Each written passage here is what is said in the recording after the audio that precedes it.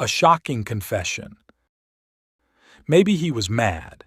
Maybe he had a sixth sense. Or was he really haunted? He told me the first part of the story, and I saw the last part with my own eyes. At school, my friend Haldane and I hated a boy called Visker. When we did something wrong, he always told the teacher. One day we stole some cherries from a tree. "Do you know who did it, Visker?" the teacher asked.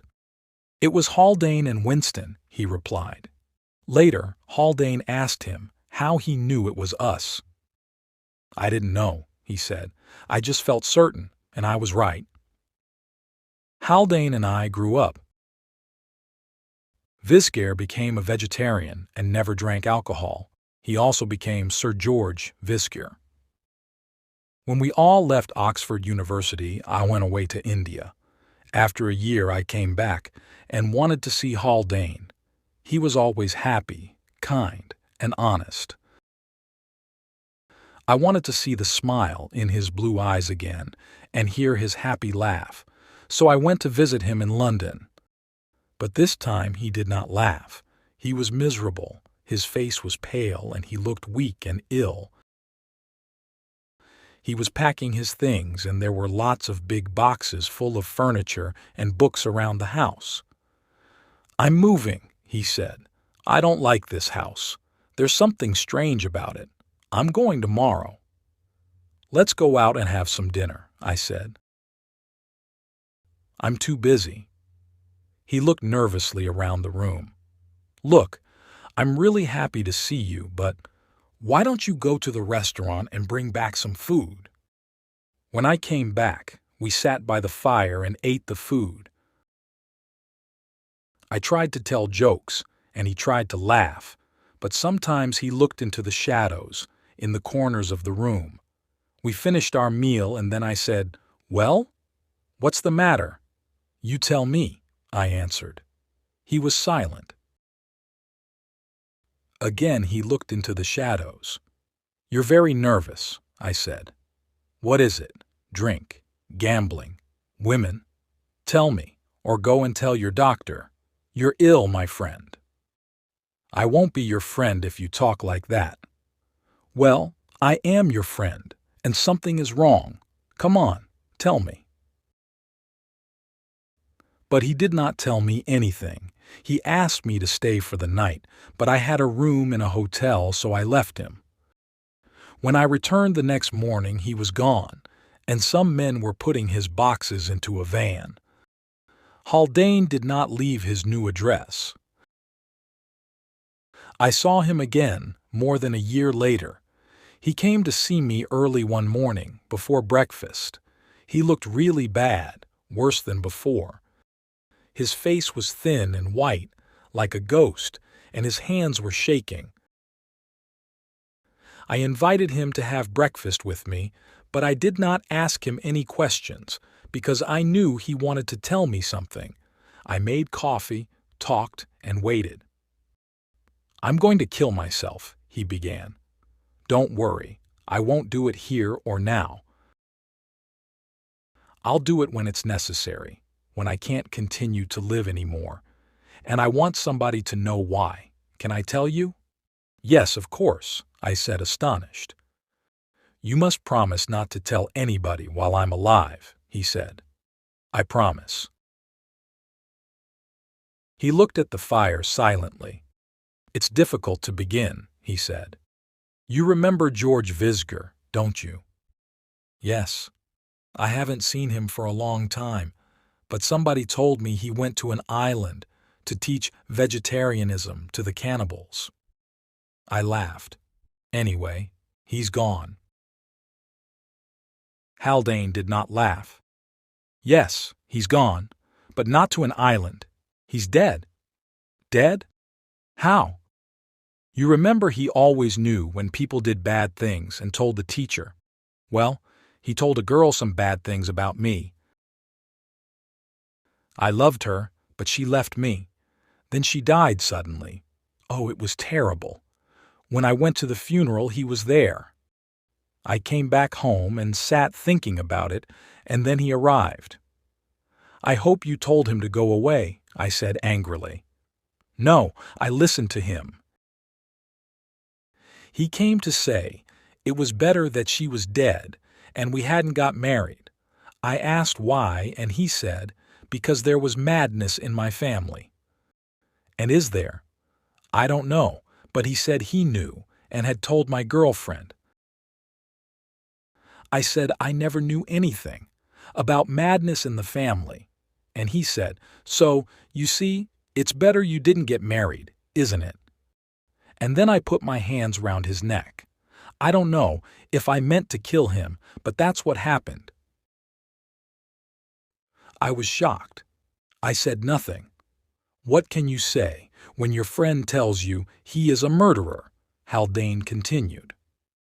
I saw that he was dead, but I was very calm. I sat down and thought, there's no blood, no weapon. Everybody knows Visker is going to an island, and he told me. He's said goodbye to them. So there's no problem. I must get rid of his body, that's all. How? He smiled. No, I won't tell you. You promise not to tell anybody, but maybe you'll talk in your sleep or when you have a fever one day. I'll be safe if you don't know where the body is, do you see? I was sorry for my friend, but I could not believe he was a murderer. I said, yes, I see. Look, let's go away together. Let's travel and see the world, and forget about Visker. He looked very happy. You understand and you don't hate me. Why didn't I tell you before? It's too late now. Too late? No, it isn't. Come on, we'll pack our suitcases tonight. We'll go where nobody can find us. He said, when I tell you what has happened to me, you'll change your mind. But I know what has happened to you. No, he said slowly, I've told you what happened to him, not what happened to me.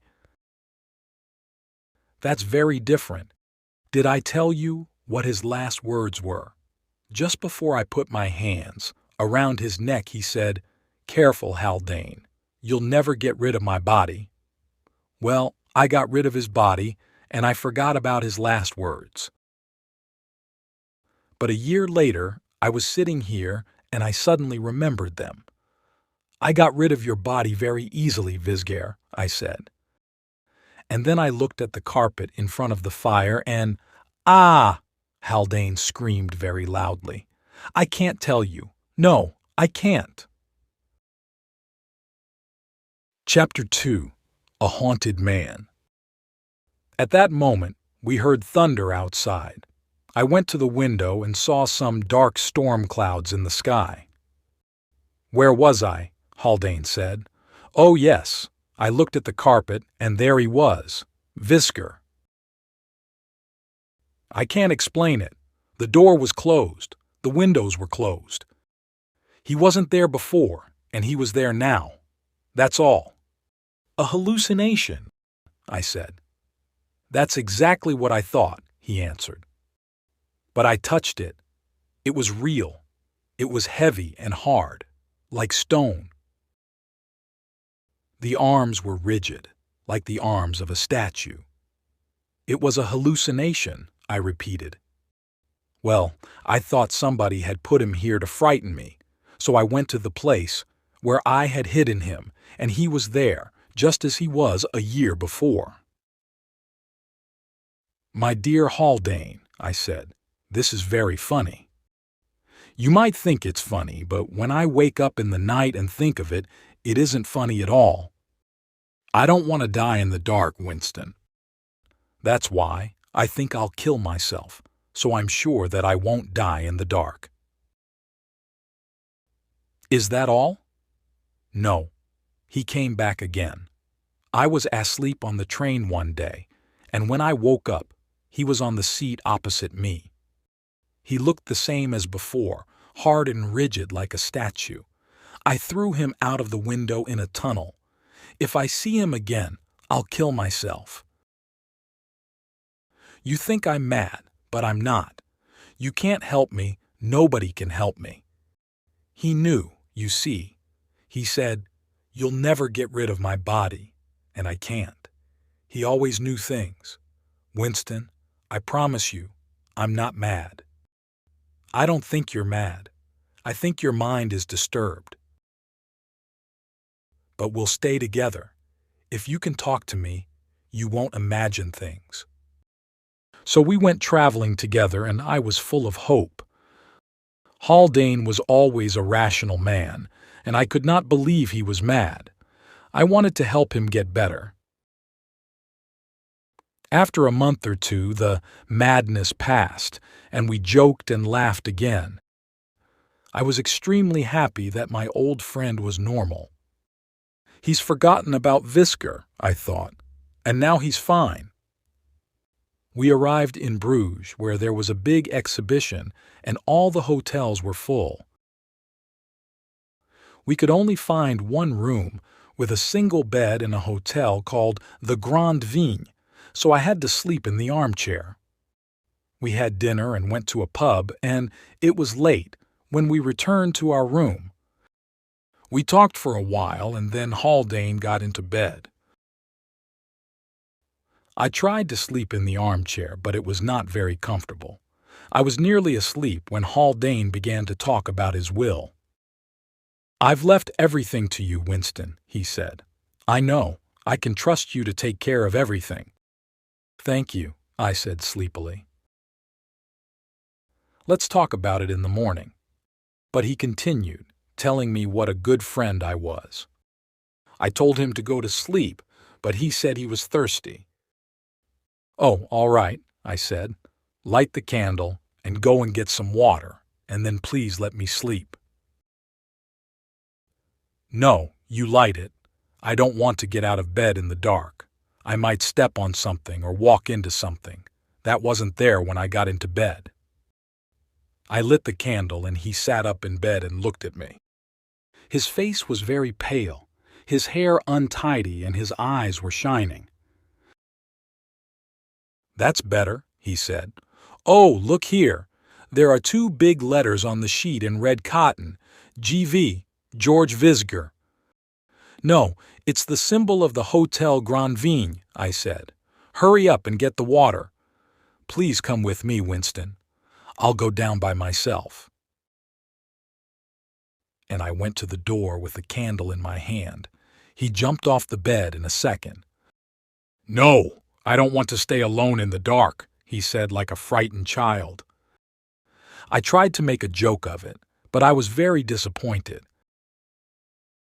It was clear to me that all my time spent trying to help him had been wasted, and that he was not better after all.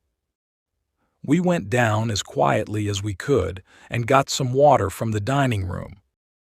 Haldane took the candle from me and went very slowly back towards our room. He looked around very carefully. I knew what he was looking for, and I became angry and nervous. When we entered the room, I almost expected to see something on the carpet, but of course there was nothing.